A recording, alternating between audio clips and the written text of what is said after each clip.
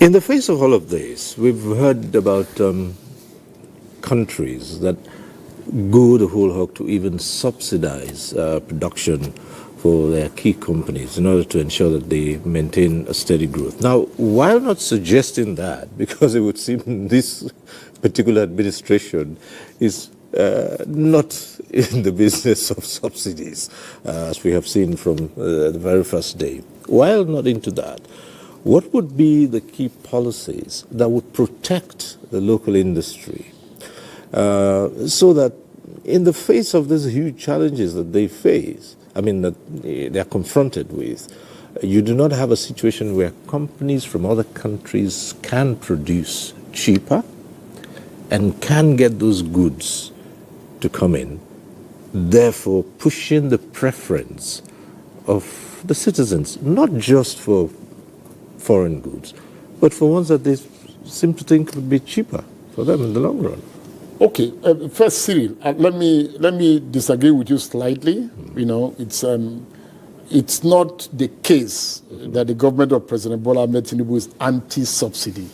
It's not the case, because in spite of, the stoppage or withdrawal of subsidy on his first day after being sworn in, a lot of subsidy is actually still going on. Not in that sector, not in the petroleum, and all that. I think that the most common subsidy that everybody knows about is the one that Mr. President stopped. But if you go to the power sector, right? We may still be complaining today that the tariffs are so high. In spite of being as high, government is subsidizing a great deal. So there is no how any government can be totally, against subsidy. But having said so, you're also right. You're also right, and I think that going forward, these are the kinds of things we're going to confront one by one, because you're also correct in the national industrial push that I've begun, company after company, struggling with the myriad of constraints to produce.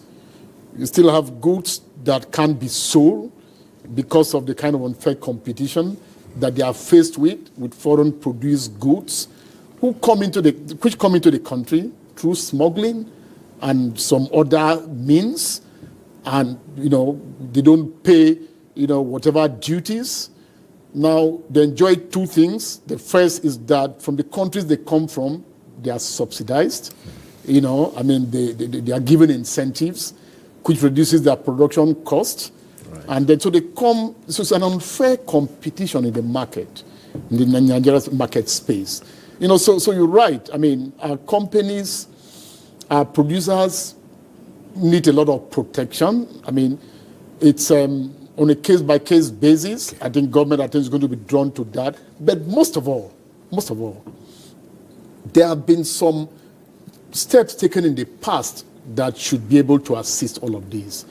There's Executive Order 3, Executive Order 5, that if implemented would help. One of the mandates that I have is the promotion of made in Nigeria goods and services. And I think that I'm passionate about that mandate. And the next few weeks and months, what we intend to do is to go beyond lip service and see how we can actually make this to happen. The more it happens, the more it speaks to the challenges of our producers and manufacturers.